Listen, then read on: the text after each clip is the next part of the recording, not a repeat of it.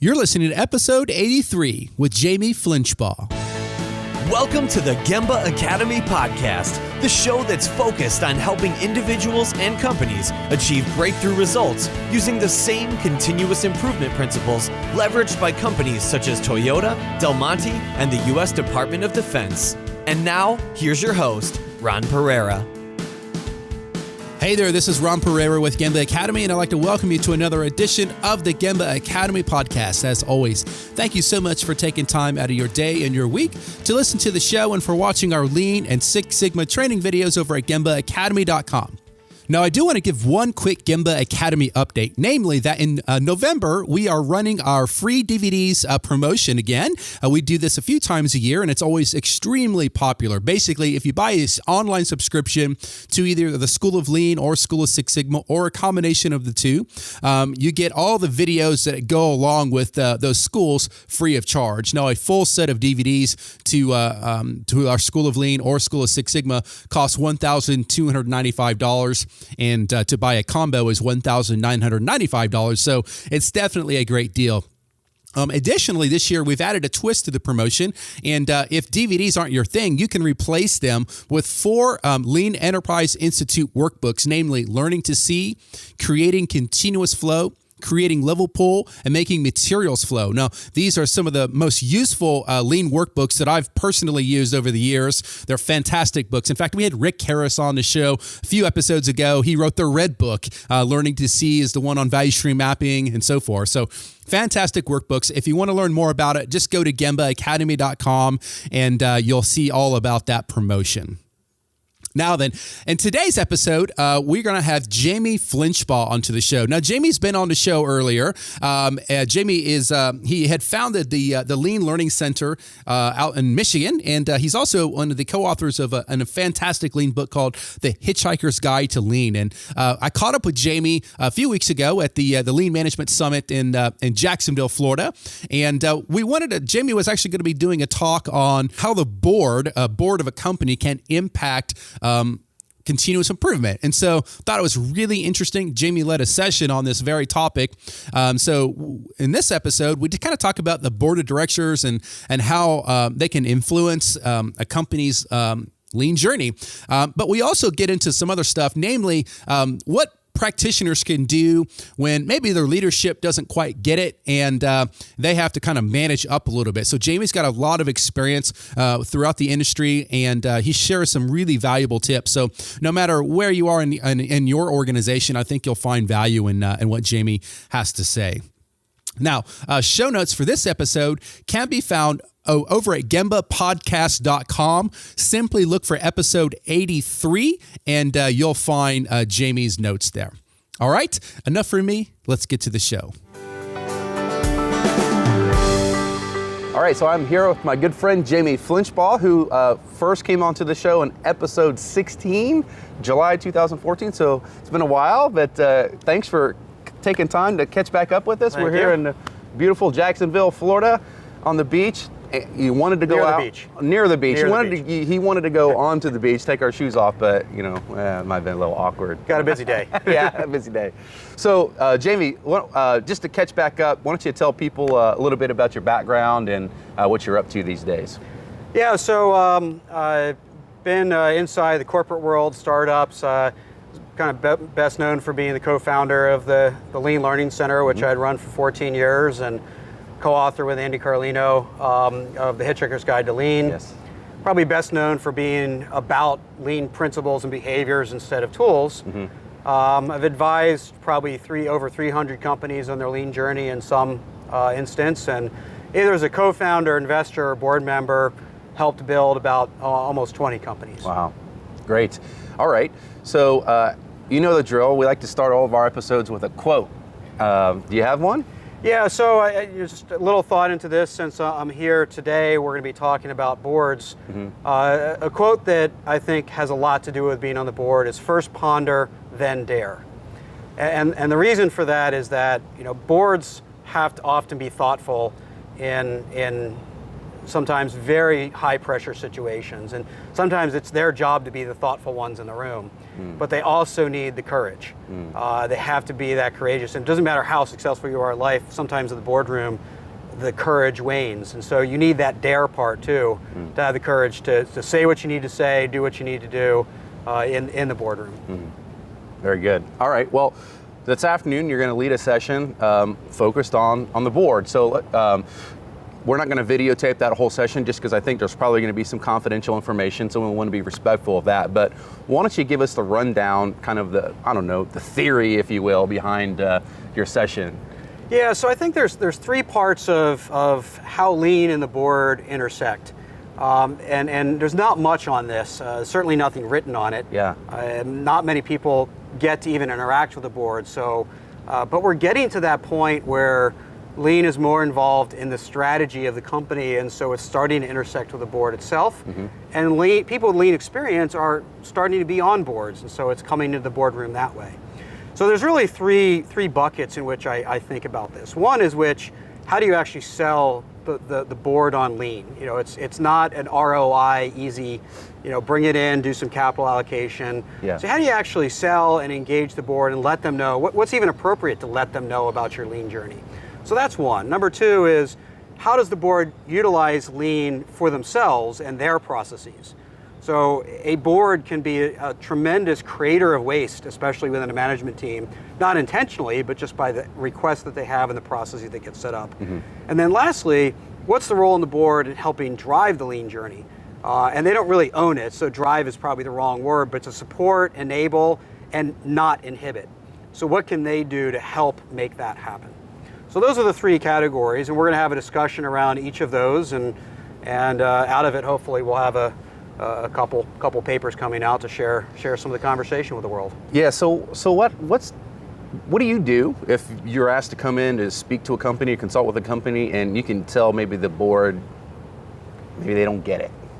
Like, what do you do? Yeah. So I think it's very rare that the board itself is the inhibitor. They might be an inhibitor, but you know, above all else, the management team still has to lead.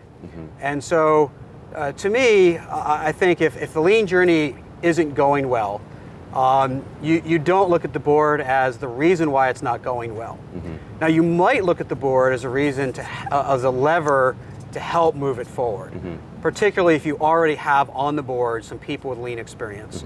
And we've seen that quite often where it might be the CEO of a company that's had a very successful lean journey, and they're on the board of another company, and without overstepping their bounds as board member, which is a very fine line, trying to at least encourage what good looks like. And they can't lead it, they can't own it, they can't run it, but they can at least say, here's what good looks like, and it looks like window dressing to me. Yeah. Maybe you guys need to take a harder look at this. So they can be an impetus to at least get a stronger engagement. Yeah. So what are some of the biggest challenges that a board faces as it relates to influencing the lean journey? So I think the 2, and I've been putting more and more thought into this, just from my own role as a board member to what others are doing, and just thinking about this as a process. But I think number 1 is CEO succession and leadership team succession, because we've seen some very famous examples, but many others that don't make the lean press, so to speak, of a CEO who owns it and leads it and runs it, and then they retire or are asked to leave or whatever happens, and then the board just picks some other random guy that came, not random, but came from some other place, comes into the company, and they're about something else. Yeah. And even if they're not anti-lean, if they're not pro-lean, everybody's sitting around going, hey, what's this guy about? And the journey stalls. So I think in order the board should be a longer horizon than often the management team and certainly those in the company. And so if they can have that long horizon as applies to CEO succession planning. And then number 2, I think, is we've had increased conversations in the circles of governance around not just holding the management team accountable for the performance of the company, but also for its future strategy. So here's what you say your future strategy is. Here's the things you say you need to do to get there. So are you doing those things and holding them accountable to it? But Drucker said, and we've had this quote for a long time, that culture eats strategy for breakfast. It trumps it every single time. And so why aren't boards holding CEOs accountable for culture? And lean is culture in many ways. That's at least been my premise for a long time. Lean is about behaviors and culture. Yes. And so if we're going to have a successful lean journey, the management team has to take some ownership over that culture. Board has to find some mechanism to hold them accountable for that culture. Yes. So I think those are the top two ways that boards can maintain their role as in governance and not overstep it, but still have a very positive influence on the lean journey. So I want to pivot for a second. We were visiting with some folks yesterday. I don't want to say who they're with, but out of respect for them, but they were facing a challenge. This is not a board question, but I know with your deep background and experience in operations and whatnot, I think you might be a perfect person to ask this question to. But they're facing, they work for a big company, okay? And they're middle management, if you will, not senior management. And their senior management is kind of on board, but I mean, they have this organization, okay? Right. That's continuous improvement, if you will. Right. But this team, is their job, as they said, was to kind of coach and mentor their leadership, to help their leadership flourish and get lean, if you will, and help them drive it. But they're struggling. Yep. And my heart part of it was breaking. I was like, that's a tough battle. Yep. But what advice? There's a lot of people listening to this right now who probably said, yeah, that's me. Yep. Yeah, that's not an uncommon story, right? Yeah. And I think there's a couple of things, and there's a lot of people that are trying to coach up. Yeah. And I think the two biggest pieces of advice I give in that situation, one is that coaching is about the other person's success, not yours. And to be a successful coach, the person you're coaching can't be the enemy. Can't be someone you don't respect. And so often when I see people coaching up, it's like, well, that guy doesn't get it. Yeah. He's clueless, he's wrong, and I got to fix him because he's screwing everything else. And we don't come at it from a place of respect. And we don't come at it as for that other person. That person turns out to be the enemy in that case. And there's no way we can be a successful coach in that circumstance. So you either need to, and this will lead into the second piece of advice, but you need to come at that from a position of respect. If I'm going to coach up, I have to do it for that person's definition of success and be genuinely interested in their success. Because if I'm doing it for myself, I'm not going to be an effective coach. Yeah. So I think that's number one. And number two, which kind of leads into it, if I can't respect that person, I have to find someone else. And that's not the only reason I would find someone else, but there's a lot of cases where I'll talk to someone and they're trying to find the right technique to coach someone, and then I'll go talk to that person they're coaching and they say, yeah, they just don't get me. They don't get my world, they don't get what I'm dealing with. They're just not the right person. Yeah. And it's not about technique. They're the wrong person to be doing the coaching. So for whatever reason, even if it's a bad reason, there was a long time ago a case where I was very young. I was acting as a consultant, and the company I was coaching had a very, very strong ageism issue. They did not, basically you had to be at least 55 to be worth anything. A little gray hair, A lot of gray hair. So, and I still had enough that they didn't know it. They knew it wasn't gray yet. Okay. So now nobody knows. But so we just swapped. So Andy Carlino, my partner, stepped in. He instantly got their respect. It was gonna take too long for me to earn their respect. Who cares? I'm not in it for the glory. Yeah. So if the other person's gonna be more successful, then great. So I think sometimes it's like, well, I'm going to try to coach this person. Well, really, the problem I'm trying to solve is not how do I coach that person, it's how do I get that person the coaching. And so if we reframe the problem statement, sometimes it's about improving my technique as a person trying to coach up. Sometimes it's about finding a different coach. Yeah. Inside the company, outside the company, on the board, wherever it might be, but sometimes that's a better, more Well, and that's why efficient things like, solution. not to give a plug for conferences and whatnot, but that's what I think is so valuable about coming to these types of things. Yeah. You know, you meet and network with other folks and talk to people like you and Absolutely. And we've had, I've had many people in classes where, all they couldn't convince their executive to adopt lean behaviors, but they could convince them to come to my class. Yes. And then they went back and they Yes. were like, well, didn't you tell them all the things I did? Yeah, but it came from Yeah. a different angle, a different Exactly. mechanism, a different source. Oh, that's and great. That's great. So who cares? Another quote, just to revert back to an earlier question, is Truman is, you can accomplish anything in life if you don't mind who gets the credit. So do we have to be the coach, or do we just want the person to get to where they need to get Yes. to? Well, I guess humility is a big part of it, right? That you've got to be humble. You do, and, yeah. and so there's a lot of people that want to say, I led that lean journey, Yeah. and it's like, well, no, that was a successful lean journey that I was a part of, and Yeah. that's a much more productive ambition. Well, even when Sam McPherson this morning was talking about special forces and how they, it's fascinating. They give the A team, if you will, the mission, and then they figure out how they're going to do it. I mean, that's pretty incredible. Yep. Yeah, and it takes being beholden to the mission more than to yourself. Yeah. Beholden to the team more than yourself. Yes. And those are behaviors that are essential, and of course require purpose. So Yeah. humility is part of it. Purpose is also part of it. Yes. And if I don't have a purpose, then I'm about whatever. Yes. I'm about the job. I'm about the task. I'm about the credit. But if I have a purpose, it's like, well, what's the best way to accomplish that purpose? Yes. And whatever it is, we'll Yeah. find it. All right. Well, back in episode 16, I ran you through some of the reflection questions, but we've changed them up a little bit since you came on. So I'm going to do my best to ask the questions that I don't think I asked you last. I don't have the exact notes in I front of me. But, probably wouldn't remember what they were last time, so so I should that's ask okay. you again. Wait, last time you said respect for people. No. Hopefully I've learned something since then too. There you so. go. The first one I don't believe I asked you was, what's the best advice you've ever gotten?